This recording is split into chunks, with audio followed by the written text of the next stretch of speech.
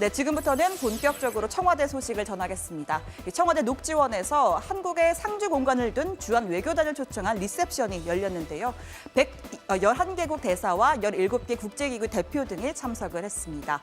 어느 하나 중요하지 않은 나라가 없을 테지만 역시 가장 관심이 가는 건 일왕 즉위식을 나흘 앞둔 시점에 만나는 주일 대사에게 어떤 메시지를 전할지입니다. 과거를 성찰하는 것은 과거에 매달리는 것이 아니라 과거를 딛고 미래로 가는 것입니다.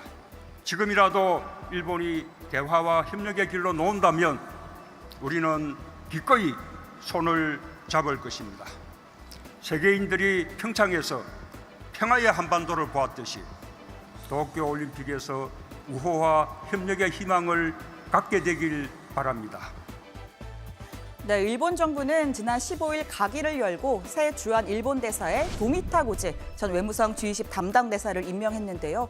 우리 정부로부터 아직 신임장을 받지 못했습니다. 따라서 나가미네 야스미사 대사가 오늘 그대로 참석을 했는데 어떤 대화를 주고받았는지는 들어가서 또 자세히 전해드리겠습니다.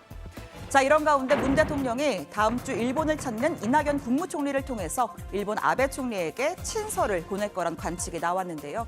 이 총리가 일본 교도통신과 진행한 인터뷰에서 나온 내용입니다. 자, 이 총리는 문 대통령이 친서를 보내는 것이 좋겠지요라고 말해서 자신이 네, 써주십시오라고 답했다라고 밝혔습니다. 자, 이어서 이번 일본 방문과 관련해서는 2명의 최고 지도자가 역사적인 의무라고 생각하고 이 현안을 해결해 줄 것을 바라고 있다면서 자신은 이를 위해서 심부름꾼 역할을 할 것이라고 강조했습니다. 자, 구체적인 이슈도 함께 언급을 했는데요. 강제징용 배상을 둘러싸고 양국이 대립하는 것에 대해선 지금 상태는 안타깝다. 하지만 양국은 비공개 대화도 하고 있다면서 쌍방의 지도자가 후원하면 속도를 낼 수 있을 것이라고 설명했습니다. 자, 여기서 언급한 비공개 대화, 한일 간 지소미아 복원과 또 수출 규제 조치를 철회하는 동시에 타결하는 방안을 시사하는 걸로 보입니다. 네, 지소미아에 관해서는 백악관과 청와대 사이에 여러 차례의 소통이 있었습니다. 한미일 삼국 간의 장벽 공유는 이루어지고 있고 안보 협력도 이루어지고 있습니다. 일본이 취했던 부당한 경제 보복 조치들을 철회하면 저희들도 지소미아 종료 결정을 재검토할 용의가 있습니다.